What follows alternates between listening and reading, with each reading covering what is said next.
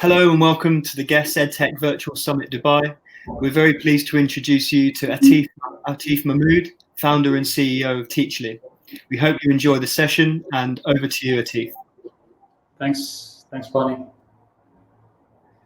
Hello everyone, my name is Atif and I'm the founder and CEO of Teachly.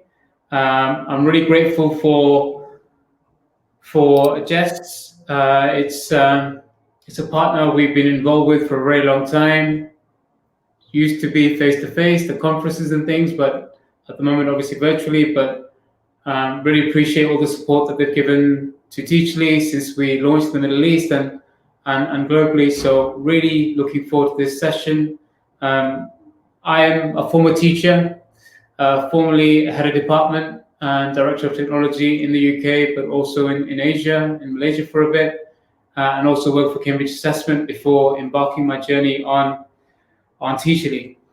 And in today's session, what I'd like to do is talk really about something that was a premise and foundation for why we started Teachly, but more importantly, the workforce is so important to us and to me personally. I have a sister who teaches in higher education, another sister who teaches in schools, and I've many friends, and I know collaboration, especially today, is so important. So I'd like to focus this session on collaboration and what is it to be part of a distributed teacher model, and what does a distributed teacher model look like, is something that I'd like to focus on.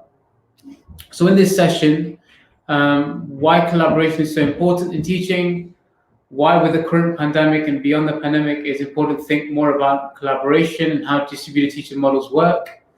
And what I'll also in fact show you through the presentation is that in education, we probably do some of this and are in some way, shape or form pioneering new ways of working, but just not embedding these practices enough, or it's just not widespread, so we don't see it.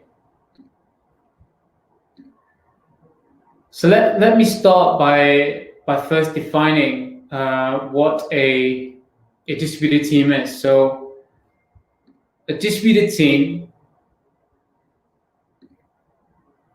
members and co-workers are all distributed away from each other. This could mean working at home from anywhere in the world, or it could mean that you are working in an office in a location where no other team members are located. With distributed teams, team members work in a blended model with on-site and remote workers. Distributed teams are often used to define flexible work. A lot there. So let me break it down a little bit and make it relevant to teaching. Now, if you think about this definition and apply this to how you were working during lockdown, well, actually even before then, you will start to get a sense of you're a part of a distributed teacher team already. Just distributed team because you work in a group of schools. So you're in a school, in a physical building, part of a much larger academy trust or a group of schools spread across different locations with different teachers, but teaching the same subject and similar students. So you're already part of a distributed teacher team. And during lockdown, you and your co-workers, your teaching assistants, teachers, heads of department, school counselors, business managers, worked remotely away from your physical school building. But one thing you probably didn't do was collaborate more with them, because it was an intense period. You had little time to collaborate, or not the right technology, too many tools maybe. You also probably didn't collaborate with your co-workers from the same trust or same school group who maybe belong to a different school, but you're all part of the same team, to see how they were getting on, how they were coping. So this is something that you probably didn't do, but you were already, in a way, part of a distributed teacher team.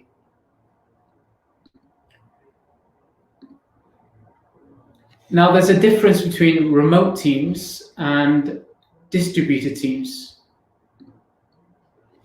In a modern flexible workforce, companies and different industries are deploying these types of models. And in education, in teaching, COVID meant going from just in class to completely remote. For the first time, teachers were working remotely, managing their work remotely, managing relationships with their colleagues remotely, and with their students all remotely. And if you look at the differences here, with remote teams, there's no physical on-site space.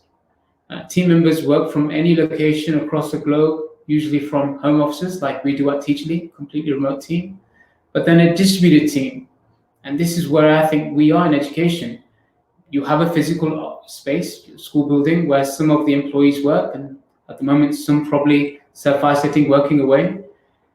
They apply a hybrid model that relies on mixing remote and on-site culture and practices. We actually conducted some research. So how can this distributed model work in education? And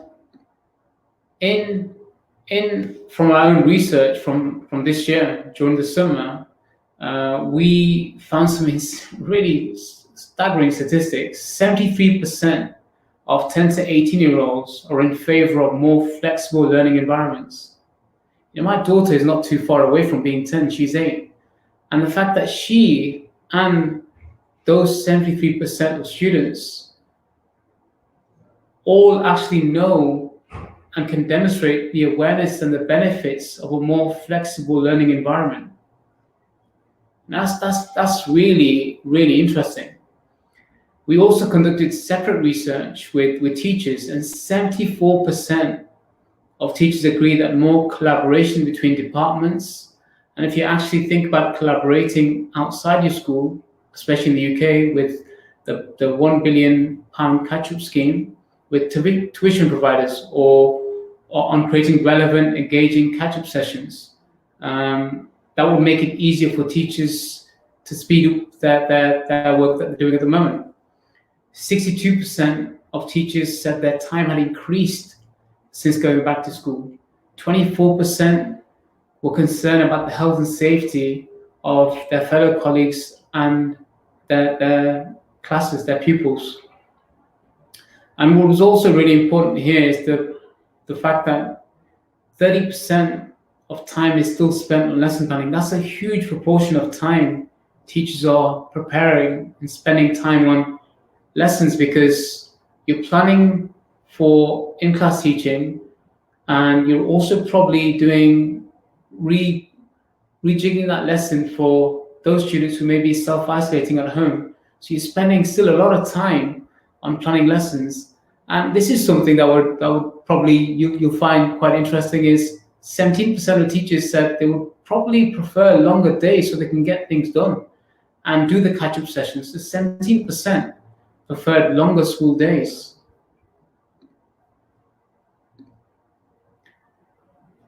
Looking at these little images, little pictures here, collaboration is a centerpiece of education. It's the centerpiece.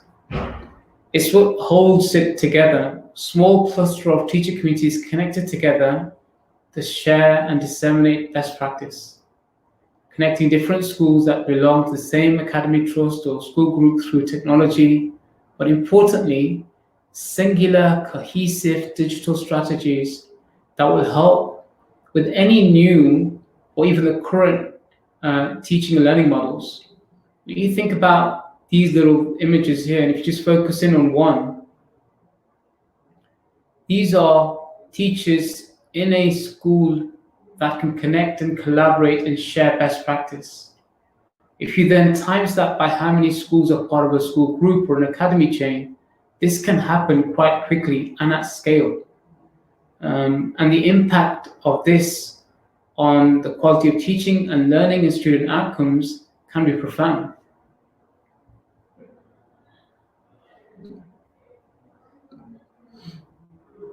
Now, what's driving a lot of change is there's been a huge evolution of curriculum before the pandemic, during pandemic, and even now. Curriculum overhaul drives the need for collaboration. Redefining the role of a teacher.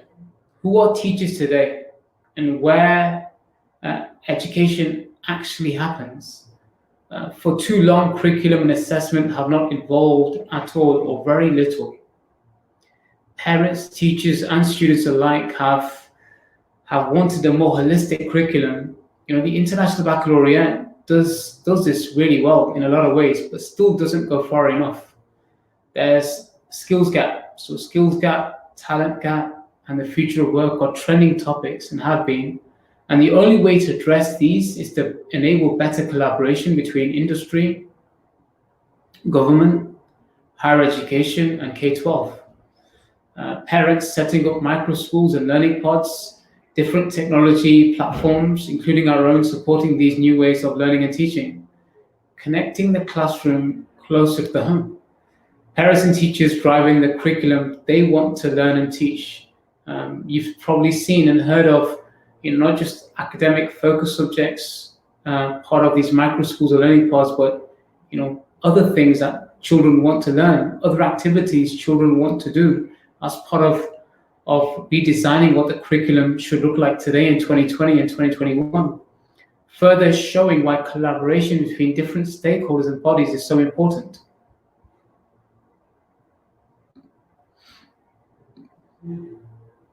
Now, what you see here, call it a donut or a wheel, is totally up to you.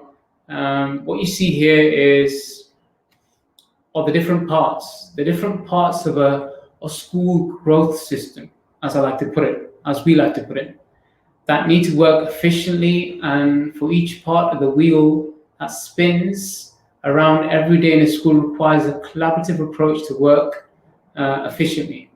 Let's take professional development, for example. Today, remote training is non-existent. Connecting peers easily and enabling them to share and disseminate best practice remotely at scale is really, really hard to do. And it's something that we're addressing, but it's really, really difficult to do. But these parts are essential in a school growth system, and for this to operate efficiently and for each part to spin every day efficiently requires a collaborative approach.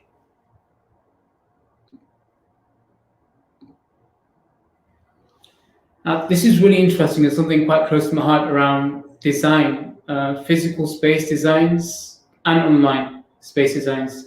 If you looked at my classroom back in the day, some teachers and my heads of department probably went a little bit crazy, because I would always mess my classroom up with different tables in different places, chairs everywhere, because design plays a crucial part in how you learn, how you teach, or you're a facilitator, or you at the front of the classroom. And I wrote something recently around, let me share my screen, around this. And if I just go share, and hopefully you'll be able to see this. I wrote a piece around what if the classrooms of the future were inspired by WeWork. And I talked about how technology could turn schools into shared spaces focused on digital learning. And really what I wanted to do was talk really about how do we go beyond, especially during the pandemic, how do we go beyond just teaching in the classroom? How can we extend this beyond the classroom in the school buildings? How can we redesign, rethink about what spaces look like? And what do I really mean from that is, like I said, design plays a crucial part in making it easy for teachers to collaborate, whether it's the physical spaces they teach in or an online teaching space. Schools are not getting any bigger.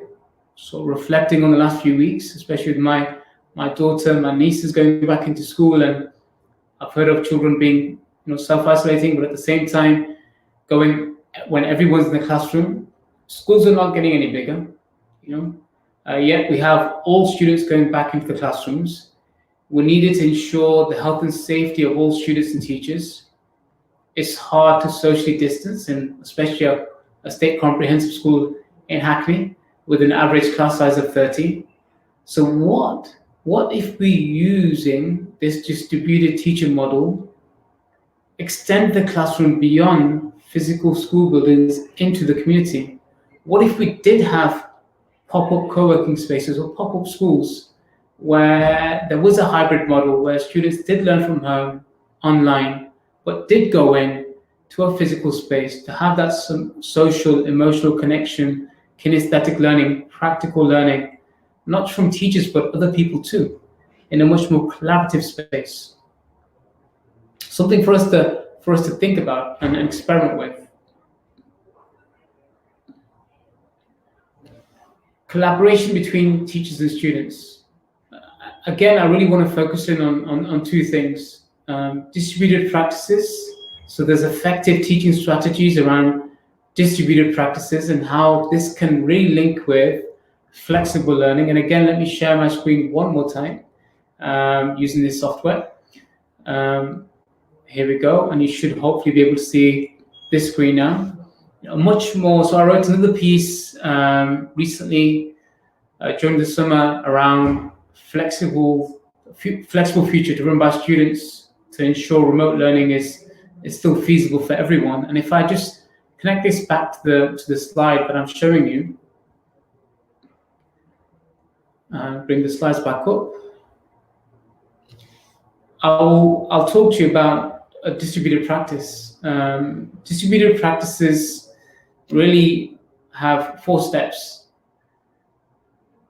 To really have a flexible learning environment, I really do think these four steps are really important.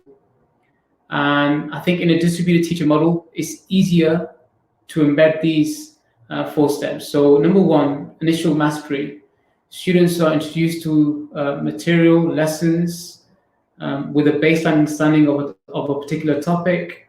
Step 2, there's a space, there's a considerable amount of time that passes after the material is first learned.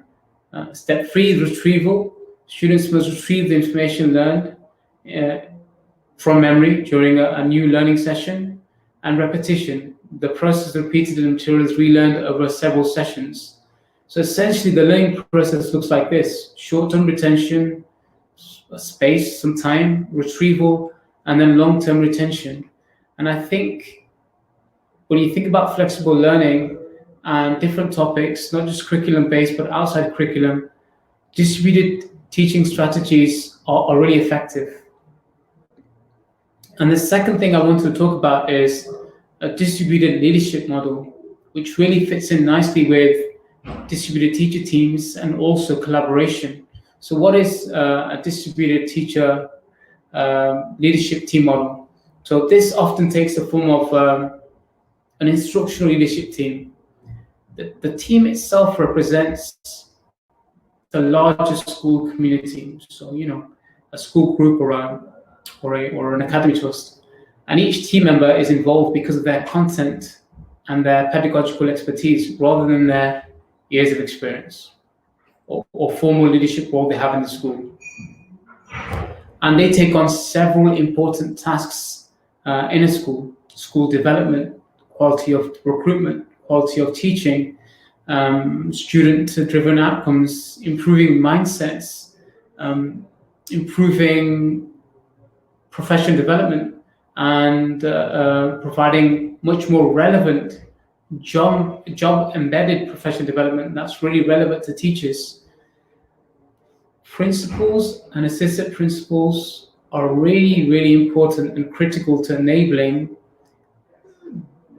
a sustainable distributed leadership team, making sure that the work they do is sustained within the school environment and the much larger school environment. And lastly, one of the things that I like to mention here is distributed leadership teams. It's really not about dividing tasks and responsibilities at all. It's much more collaborative. It's much more about collaboration and interactions with individuals within a school.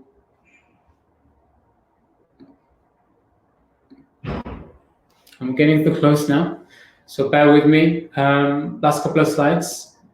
Collaboration beyond borders. What do I mean by that? So teachers and schools have been at the forefront during this pandemic and beyond. what we've noticed really is, we need greater collaboration. We need, for example, we need 70 million teachers by 2030, reported by the OECD, to meet educational goals. So that means we need to train teachers, we need to recruit teachers at scale. That's difficult to do, especially at the moment when either training doesn't exist or it's broken, especially for those communities in those parts of the world where teacher training is already not at the same quality as it is in some other countries. So how do you enable better collaboration between peers? For students, it means having access to the best teachers and teaching regardless of where they are from, who they are, which community they are from, or school they go to. So really thinking beyond just where you are located and thinking beyond that can open up these two important points that I've put here around recruiting teachers and also allowing students to have access to the best teachers and the best teaching that's out there, regardless of where they're from. If I can recommend a couple of things, I read a really good piece on the quality of teaching by Eric Hanishek from Stanford University, which I highly recommend.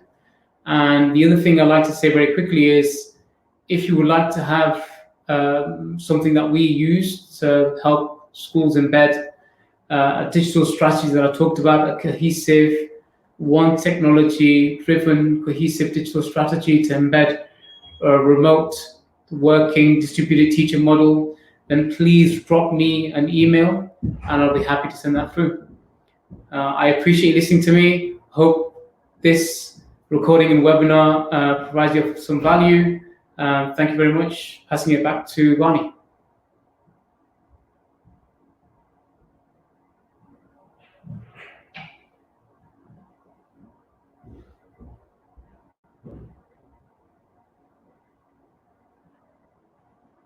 About anything you've heard in Atif's session today, you can connect with him directly through the networking system on the virtual event platform.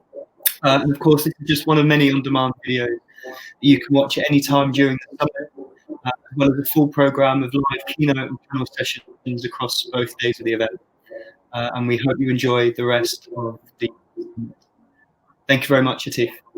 Thank you very much, Barney. Appreciate it.